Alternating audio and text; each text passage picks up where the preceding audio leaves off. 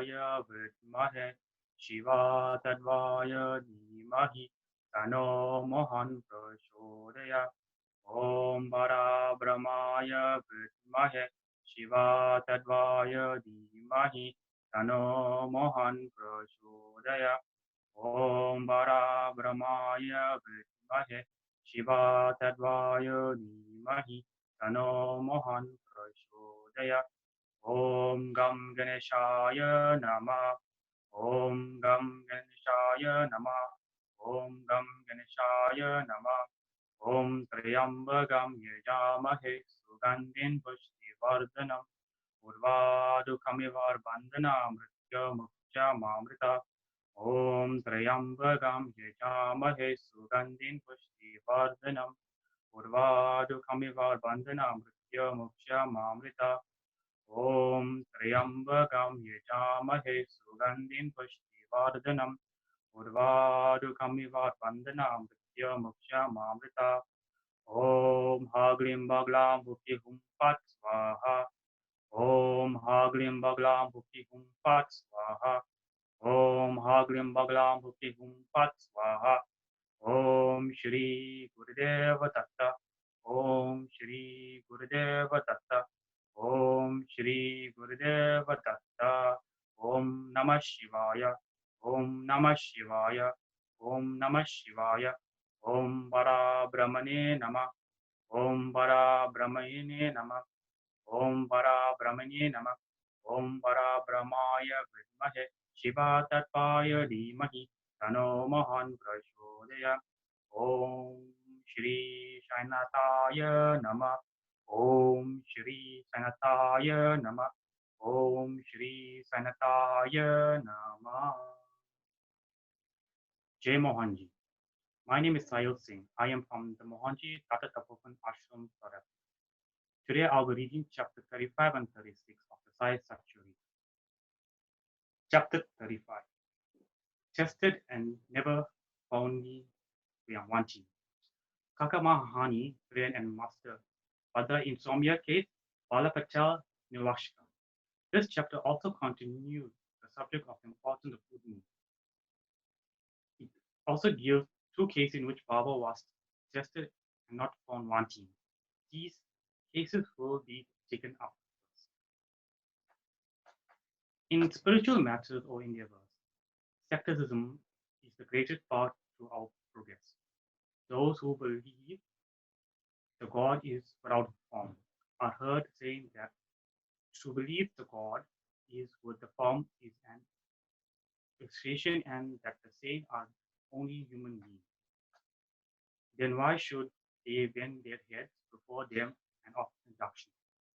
Person belonging to the other sect will also raise objection and say, why should they bow and offer allegiance to other saints, leaving their Satguru? Similarly, objection regarding Sai Baba were heard before and heard even now. Some said that when they went to Shirdi, Baba asked for dakshin from them. It is good that saints should collect money in this fashion.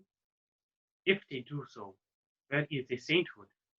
But there are many instances where men went to Shirdi to scoff, but remained there to pray. Two such instances are given below. Kaka Mahayani friend. A friend of Kaka Mahayani was a worshipper of God without form and was opposed to idolatry. Out of curiosity, he agreed to go to Shirdi with Kaka Mahayani on two conditions. One, that he would neither bow to Baba. Two, nor pay him any dakshina. Kaka agreed to this condition and they both left Bombay on a Saturday night and reached Shirdi the next morning. As soon as they put their feet on the step of the masjid, Baba looked at the friend from a little distance, addressed him in sweet words as follows. Oh, welcome, sir. The tone that uttered these words was a very particular one.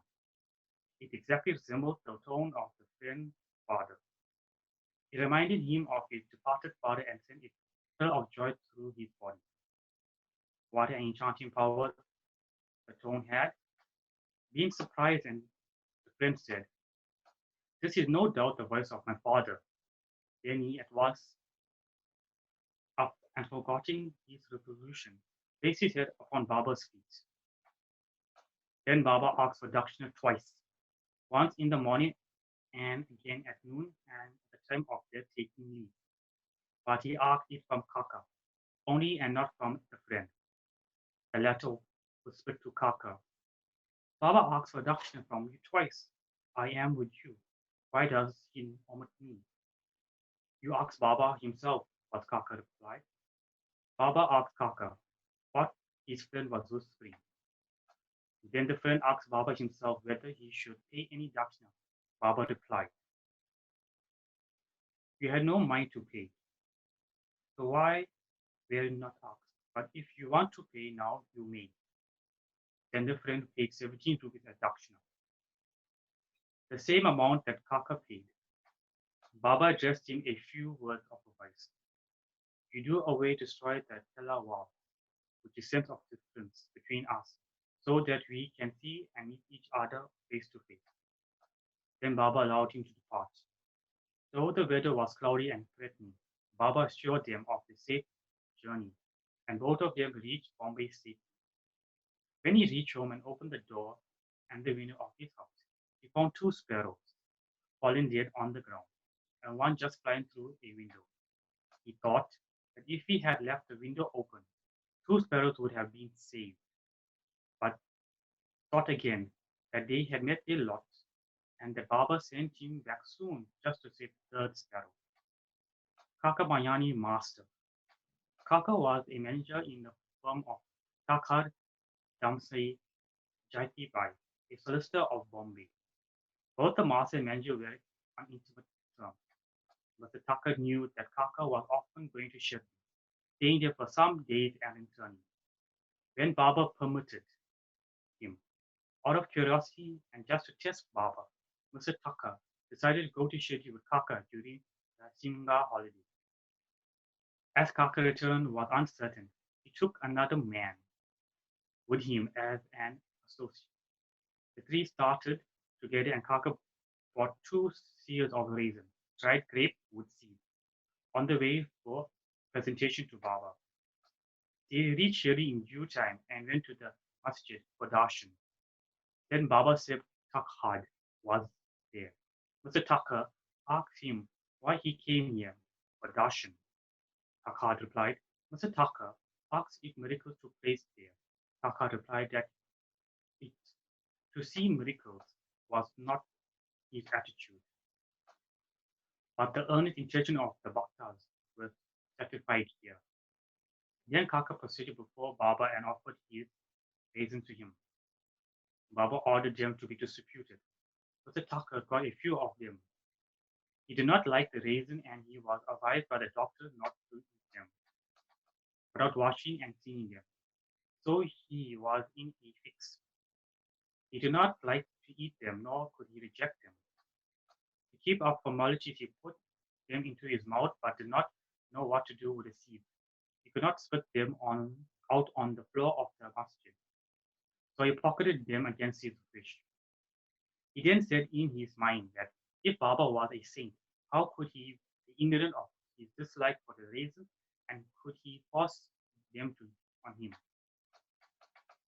When this thought arose in his mind, Baba again gave him some more raisins. He could not eat them, but held them in his hand. Then Baba asked him to eat them up.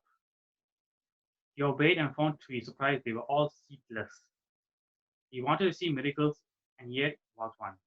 He knew that Baba read his thought, and as per his wish, converted raisin with seed into seedless grapes. What a wonderful power! Again, to test further, he asked Takhar, who was sitting by and who also got some raisin, what kind of grapes you got? He replied, a variety with seeds. Mr. Thakur was still more surprised to hear this.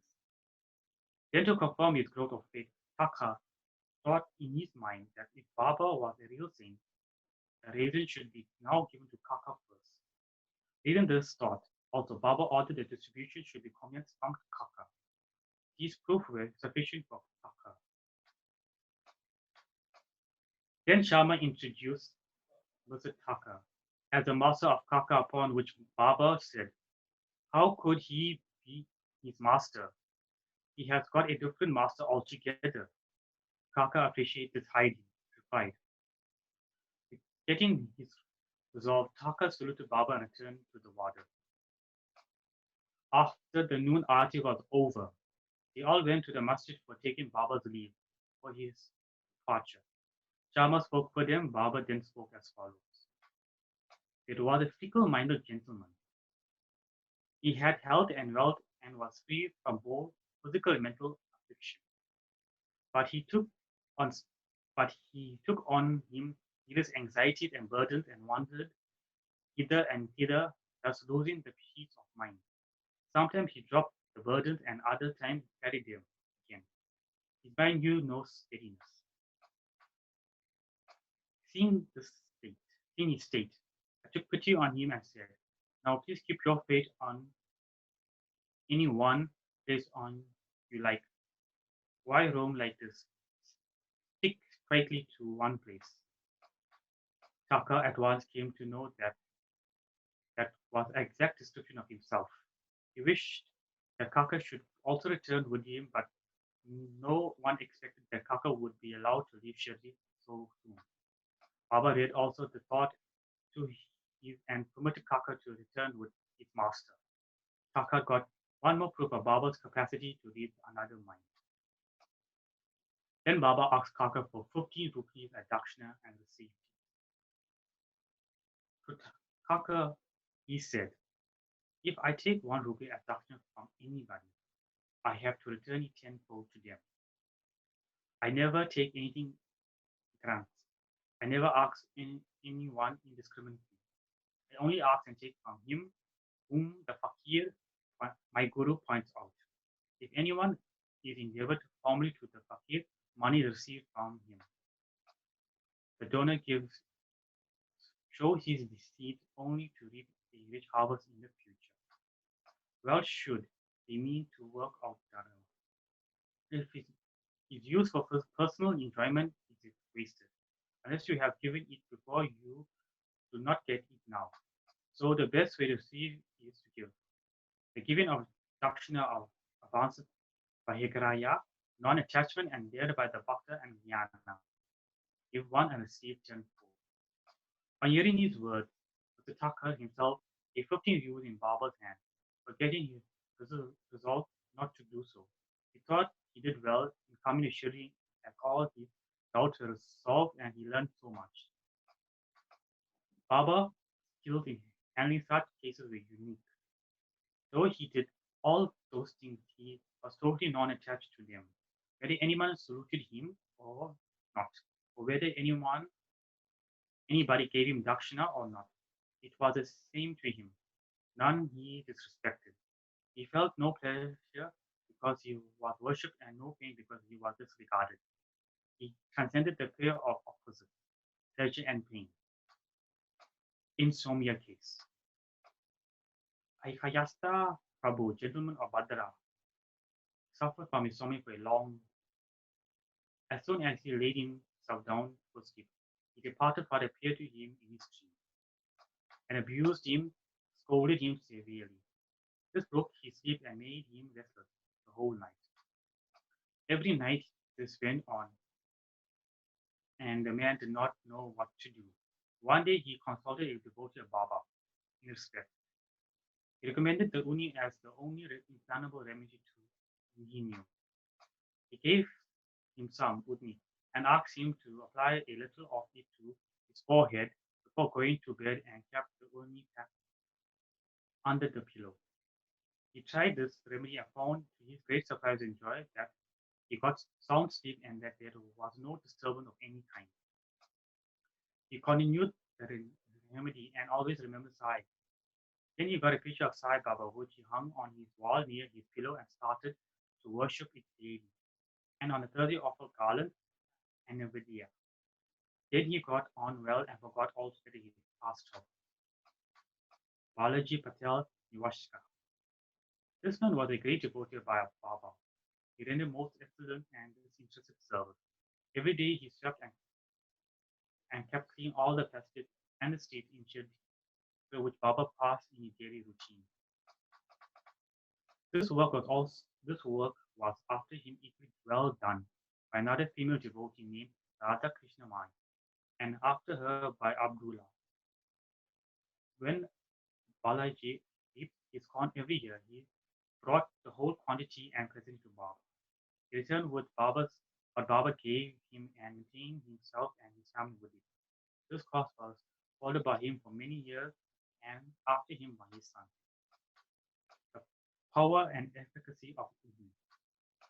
Once it happened that at Balaji's death anniversary day, a certain number of guests were invited and the dinner was prepared for them. But at the dinner time, it was found that twice the number of people invited had turned up. Mother Nevasha was in a fix. She thought that the food would not suffice for the people assembled and that if it fell short, the honor of the family would be at stake. Her mother-in-law comforted her by saying, "Don't be afraid, it is not ours, but Sai's food. Cover every vessel with cloth, put some udni in it, and serve from the same without opening. Sai will save us from ignominy." She did as she was advised, and it was found to their surprise and joy that not only the food sufficed for all, but plenty of it remained after serving. As one feels intently, so he realized accordingly was provided approved in this case. Sai appearing as a serpent. Once Raghu Patel of Shirdi went to Balaji Patel at Nivas. The evening he found that a serpent entered the cow shed hissing. All the cattle were afraid and began to move. The inmates of the house were frightened, but Balaji thought that it was Sai who appeared in his house as a serpent. Without being afraid in the least, he brought a cup of milk and placed it before the servant and said, "Baba, why do you miss and make noise? Do you want to frighten us? Take this cup of milk and drink with a calm mind." Saying this, he sat close by unperturbed. The other members were frightened and did not know what to do. In a short time, the serpent disappeared. Nobody knew where it went. It was not found, though a search was made in the cowshed. Balaji had 2 wives and some children. They sometimes went to Shirdi for Nivas for taking Baba's darshana. Then Baba bought saris and other cloths, which were given to them with his blessing. Bow to Sai. Peace be all.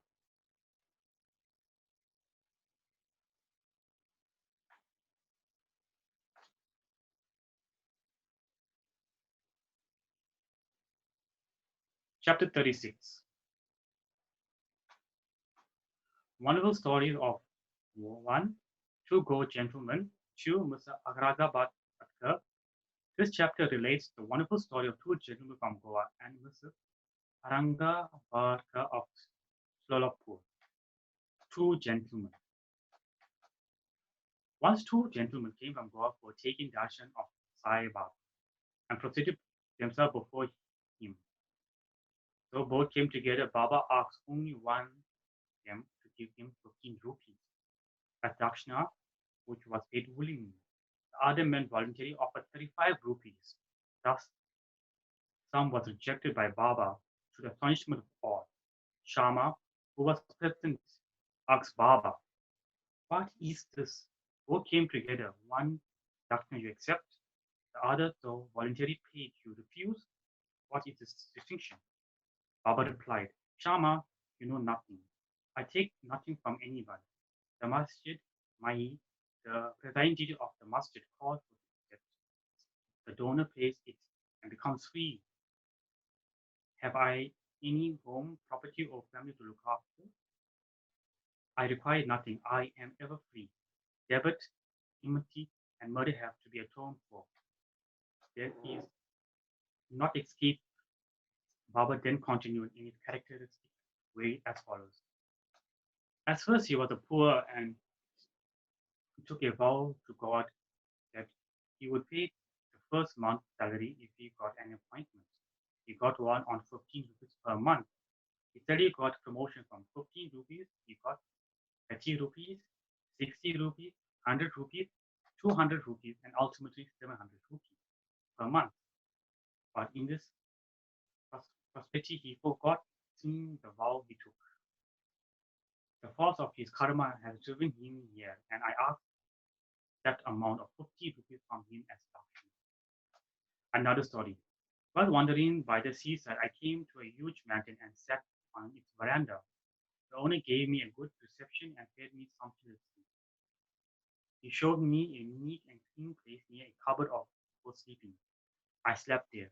While I was sound asleep, the man removed a the slab and broke the wall, entering in and scissored off all my money from my pockets. When I woke up, I found that 30,000 rupees were stolen. I was greatly distressed and sat weeping and moaning. The money was in currency notes, and I thought that Brahman had stolen it. I lost all interest in food and drink and sat for a fortnight on the veranda bemoaning my loss.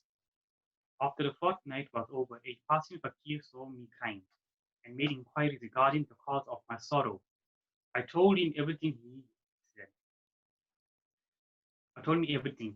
He said, if you act accordingly to my bidding, you will recover your money. Go to a fakir. I shall give his whereabouts. Surrender yourself to him. He will give back your money. In the meanwhile, give up your favorite food till you recover your money. I followed the fakir advice and got my money. Then I left for the water and went seashore. There was a steamer, but I could not get into it as it was crowded. There a good natured person interceded for me and I got in luckily. That brought me to another shore where I caught a train and came to the Masjid main. The story finished and Baba asked Shama to take the guests and arrange for their feeding. Then Shama took them home and fed them. At dinner, Shama said to the guests that Baba's story was rather mysterious, as he had never gone to the seaside, never had any money of 30,000 rupees, never traveled, never lost any money, and never recovered it. And he quite readily understood it and caught its significance. The guests were deeply moved and were shedding tears.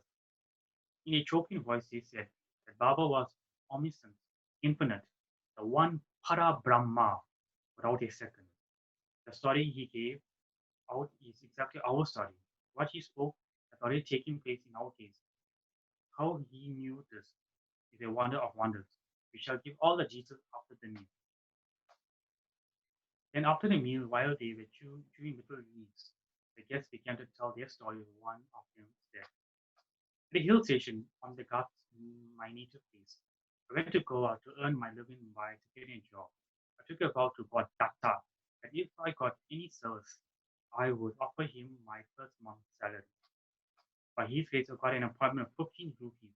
Then I got a promotion as described by Baba. I did forget all about my vow. Baba just reminded me of it in this way and recovered 15 rupees from me. It is not dakshina as one may think it to be, but a repayment of an old debt and fulfillment of a long forgotten vow. Moral: Baba never in fact actually begs any money, nor allows the bhaktas to beg. Regarded money as danger for vast spiritual progress and did not allow bhaktas to fall into its clutches. Bhagat Mahal Prapati is an instance on this point. He was very poor and could hardly make both ends meet. Baba never allowed him to make any money nor gave him anything from the deduction amount. Once a kind and liberal merchant named Hansa Raj gave a large amount of money to Mahala in Baba's presence, but Baba did not allow him to accept it. Then the second guest began his tale. My Brahmin cook, who was serving me, paid for 35 years. Unfortunately, he fell into a bad way. His mind changed and he robbed me of my treasures. By removing that rake slab from my wall where my cupboard is fixed, he came in while we were asleep. and carried away all my accumulated wealth of 30,000 rupees in currency note. I know not I know not how Baba mentioned the exact amount. I sat crying day and night. My inquiries come to nothing. I spent a fortnight in great anxiety. As I sat on the veranda, sad and dejected, a passing fakir noted my condition and inquired of its cause. I told him all about it. He told me that a Allah by the name of Shri Sai lives in Shirdi, Koparangon, Taliki. Make vow to him and give up any food that you like best, and say to him mentally that I give him up eating the food till I take your darshan.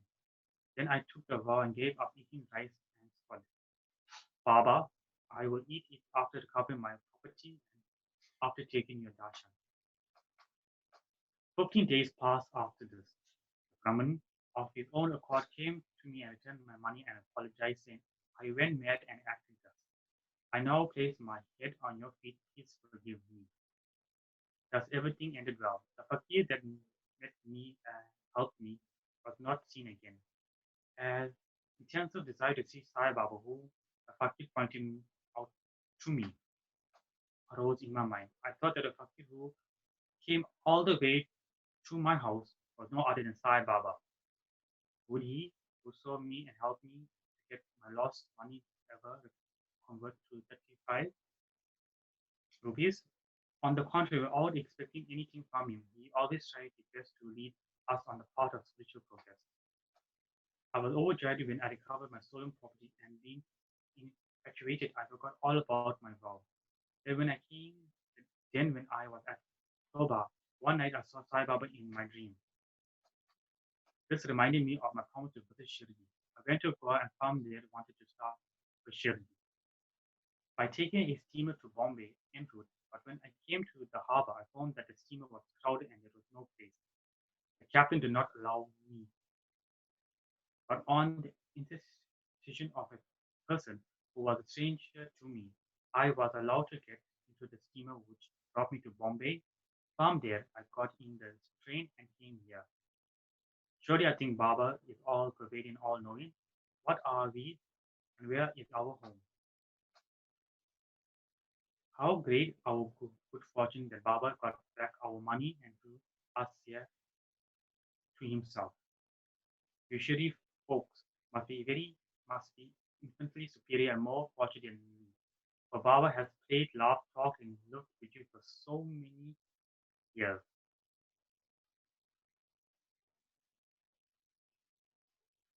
I think that your store of good merits must be infinite. For he attracts Baba into Shirdi. Sai is our doctor. He ordered the vow. He gave me a seat in the steamer and brought me here, and thus gave proof of his omniscience and omnipotency.